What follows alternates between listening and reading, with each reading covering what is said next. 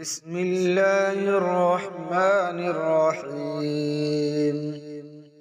والطور وكتاب مسطور في رق منشور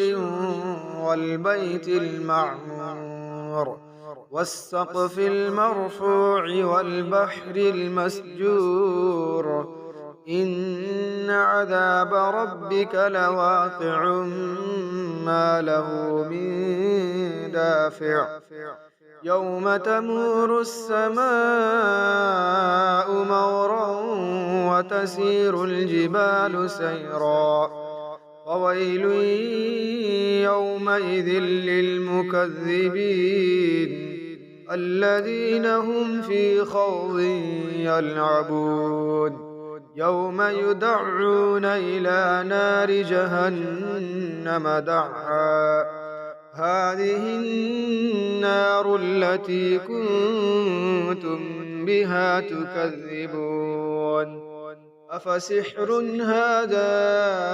أم أنتم لا تبصرون اصلوها فاصبروا أو لا تصبروا سواء عليكم إنما تجزون ما كنتم تعملون إن المتقين في جنات ونعيم فاكهين بما آتاهم ربهم ووقاهم ربهم عذاب الجحيم كلوا واشربوا هنيئا بما كنتم تعملون متكئين على سرر مصفوفة وزوجناهم بحور عين والذين آمنوا واتبعتهم ذريتهم بإيمان ألحقنا بهم ذريتهم وما ألتناهم من عملهم من شيء كل امرئ بما كسب رهين وأمددناهم بفاكهة ولحم مما يشتهون يتنازعون فيها كأسا لا لغو فيها ولا تأثيم ويطوف عليهم غلمان لهم كأنهم لؤلؤ مكنون وأقبل بعضهم على بعض يتساءلون قالوا إنا كنا قبل في أهلنا مشفقين فمن الله علينا ووقانا عذاب السموم إنا كنا من قبل ندعوه إنه هو البر الرحيم وذكر فما أنت بنعمة ربك بكاهن ولا مجنون أم يقولون شاعر نتربص به ريب المنون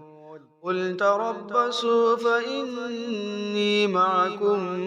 من المتربصين أم تأمرهم أحلامهم بهذا أم هم قوم طاغون أم يقولون تقوله بل لا يؤمنون فليأتوا بحديث مثله إن كانوا صادقين أم خلقوا من غير شيء أم هم الخالقون أم خلقوا السماوات والأرض بل لا يوقنون أم عندهم خزائن ربك أم هم المسيطرون أم لهم سلم يستمعون فيه فليأت مستمعهم بسلطان مبين أم له البنات ولكم البنون أم تسألهم أجرا فهم من مغرم مثقلون أم عندهم الغيب فهم يكتبون أم يريدون كيدا فالذين كفروا هم المكيدون أم لهم إله غير الله سبحان الله عما يشركون وإن يروا كسفا من السماء ساقطا يقولوا سحاب مركوم فذرهم حتى يلاقوا يومهم الذي فيه يصعقون يوم لا يغني عنهم كيدهم شيئا ولا هم ينصرون وإن للذين ظلموا عذابا دون ذلك ولكن أكثرهم لا يعلمون واصبر لحكم ربك فإنك بأعيننا وسبح بحمد ربك حين تقوم